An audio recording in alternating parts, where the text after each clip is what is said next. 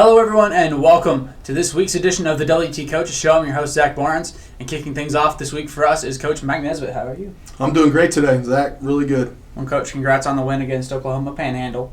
Not as high scoring as we thought it would be, but as people say, win's a win. You had pretty hostile territory there, high grass, and how does that feel? Well, the thing going into that game was, I talked about it all week, was, hey, look, one, it's going to be a hard place to play. You're going to be on the road. It's going to be on a surface. Most of our guys haven't played on a grass surface probably since they were in junior high, so maybe 7-8 years ago. And so all that, coming into play, and then also the fact that it's senior day for those guys, and also it's their first conference game, at home. And so, they'd played Tarleton and a couple other people earlier in the year, but the big thing is it was their first conference test at home, and it was the first time for our guys to go up there. And so, going into the game, I knew it was not going to be one of those games we were just going to go in there and blow them away or anything like that. They're well coached, and they were going to do some really good things, and they did. And then the tough thing for you as an opponent is you go in there and things don't go as well as you want early. Well, then all of a sudden people start getting tight, players, coaches, and everybody starts getting a little upset instead of just getting in the flow of the game. And so it took us some time, but I was really happy our guys came out with a win. And then this week, you guys got another home game for this year. You get to host Texas A&M Kingsville, who the last time you played, got to play in a hurricane. And so it'll be a little bit different this time around. And so how are you guys preparing for that? Well, the funny thing about that is, the weather's probably going to be better here than it was down there. And when I first looked at the schedule, I thought, it'll be kind of nice to go down to Kingsville late in the season. The weather will be nice and no snow or wind or anything like that. And then we get down there and we're 30-mile-an-hour winds and a hurricane. And so, the exciting thing is you're going to get to play somebody again. You're going to play somebody twice. And Kingsville's playing really good right now, coming off a win in Stephenville. And they played great against Tarleton last weekend. A couple fake kicks and interceptions and some things like that. And so their energy's up. And so we're really going to see a team coming in here that's really excited about wanting to play. And with them coming off that big win at Tarleton, having that really good second half that they had, and kind of having that a little bit of late season fire that they've got going on, how important is it to win this one? Well, there's a lot of things that are important for this one. One, you can end the season on a 4-game winning streak. You can end up being 6-4. It's a lot better than being 5-5, and it'll put a group of 11 years now that we've had straight winning seasons. And so that's all stuff that's exciting. It's stuff that you can build on for next fall. And, you're looking at 3 recruiting classes going through here right now that, have never had a losing season. And so that's something that's exciting for our kids. And also it's the last time for 19 guys to come down that ramp again. And for some guys that get to play in Kimbrough, and the exciting part of that is always fun. And so that's why we need some big fans out there and a good crowd and some people to get after those guys from Kingsville. And then this week with just kind of what the game means when it comes to like LSC standings and whatnot, how much attention is being placed on focus? Well, for us, we talked about that, going in, we're, a coin flip away from being in the top 4. And so, one, you can end up 6-4. You can be, third in the league. It's not where we all want to be, but it puts us in a situation where, hey, we can build on this and we can build on it for recruiting. And we've got a lot of guys coming back. We've got some great freshmen working out with us right now and scrimmaging and being in the weight room. And so, there's a lot to look forward to. So the focus for us really was, hey, one, you're going to get to play another game. You get 4 more quarters if you're a senior, and you got to enjoy it and relish the moment of where you're at and have fun and try to get that 6th win. Well, Coach, good luck this weekend, and thanks for joining us. Oh, thanks, Zach. Appreciate it. And folks, on Saturday, please be sure to make it out to Kimbrough and watch the Buffs take on the Javelinas once more. Again, if you can't make it out to that game, of course, you can catch live stats and live streaming at GoBuffsGo.com. Hello, everyone, and welcome back to this week's edition of the WT Coaches Show. We're here with Coach Jason Skoch for WT Volleyball. Coach, assume you're doing well so far. Yeah, hold on. Well, Coach, this last week you guys took a road trip to Wichita, Kansas. You had a 3-set win over Oklahoma Panhandle as well as Newman, and you had a 3-set loss to Arkansas Fort Smith. What were some things you got out of that? Well, it's first off, Fort Smith is really good, and they won't get to host this year, but it's sort of showing how valuable. It was a reminder how valuable a conference is. They have like 5 teams that are having very poor years, and so their strength of schedule, their RPI is going to go down. This is the first year we went to RPI. And our conference, we're battling around 500, but I think we're the best 8 seed you've ever seen, 7 seed. And so our conference is stronger. Yeah. And so it's a reminder, because Fort Smith that's probably, they're equal to the other top teams in the region, but they're not going to host. So that was what I took out of it. Secondly it is amazing what a jersey does to these young athletes. It is amazing. Like when we played Newman's very good. They were, tied for first at that time with Fort Smith in their conference. And it's it is just funny how it changes scenery, frees you up, and just allows you to play. So against Fort Smith, we had a chance to win set 1 and 2, and emotionally that killed us. And then set 3, they took it to us. So it just shows that what we're doing is working.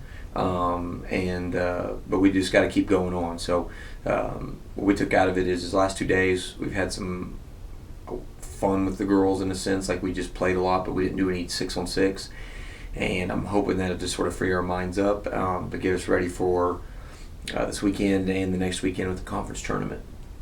And then up next for you guys, the last 2 games of the season, you hit the road to St. Edwards, and you also play Kingsville to close up the season. What are you guys doing to prepare for those? Well, Kingsville's always good, and our strength over the years has been, I think, that we're pretty good at home or away. Mm-hmm. So that's the same with Angelo, and there's a lot of schools, but like, there are some schools in our conference that they are amazing at home, and then you get a different team when you're on travel. And Kingsville is traditionally that way, where at home, like over the last couple of years, they've pushed us, they pushed Angelo, Tarleton, by beating Tarleton, beating TWU, but then on the road, they seem to struggle. This year, Kingsville's like different. They're good all the way around, hence why they're having a great year. So Kingsville's pretty athletic. I'm hoping, we don't know about St. Ed's. I'm not going to watch video because I want to see how girls respond to something new, because that's what I do to get us ready for the playoffs. But with Kingsville, I'm just hoping that we have a little bit of an edge, that we want to avenge that loss and show that we have a little bit more of a fighting spirit before the conference tournament. Well, and speaking of conference tournament, here in the next week or so, y'all guys will go up to do that. Mm-hmm. And what are kind of the things that you guys are working on, and what are the messages that you're sending to the girls getting ready for that? Well, we took out all skill training the last 2 days, and we literally did one game. I didn't expect the game to last the whole practice, mm-hmm. but I was like, we're not getting out of here till we do this. And the game per se won't necessarily transfer over to the 6-on-6. Mm-hmm. It will and won't. But what it does is that the way we set up the scoring system was you couldn't have any dead weight. Mm-hmm. If certain people, an error cost your team a lot of points, or if you did this at this critical time. And so it was basically team building, because what we're catching on with our games this is what we don't have depth because of the injuries. And so if one person doesn't show up, we're in a pickle. Mm-hmm. Does that make sense? Yeah.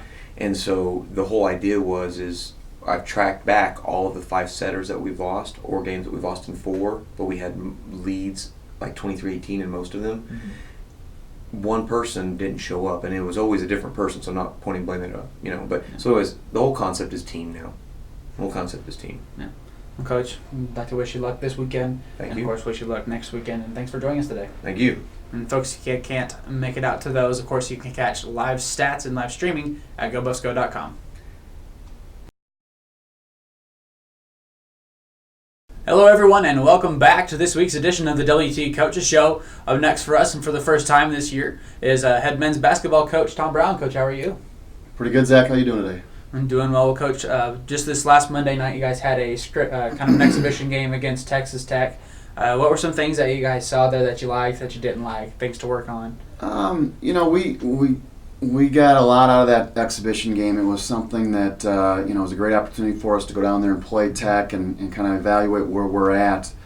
But we really have to clean some things up offensively, defensively, transition, basically almost everything, because we're a long way from being where we want to be. But we saw some great things out of a lot of our players. Jordan Evans, I thought, played very well. Jeff Bonner at times played really well. David's going to lead us all season long. Joseph Prince comes in off the bench. Even Ryan Quaid, a freshman, had some glimpses of what he can do. So we did some nice things, but yet we came up a little short in that game, which is just fine. It's just an exhibition game, but we're hopefully get those ironed out this week and get ready for Fort Lewis. Preparing for Fort Lewis and New Mexico Highlands this weekend, what are some of the big things that y'all are really looking at? Well, Fort Lewis just beat Wyoming, University of Wyoming, in an exhibition game, and I think they beat them by 8 in overtime. And so, Fort Lewis is very, very good. They were just on the outside last year, the regional. They've got a team this year. They've got a new coach. Actually, the assistant coach took over. He's the interim head coach right now, Bob Petrak.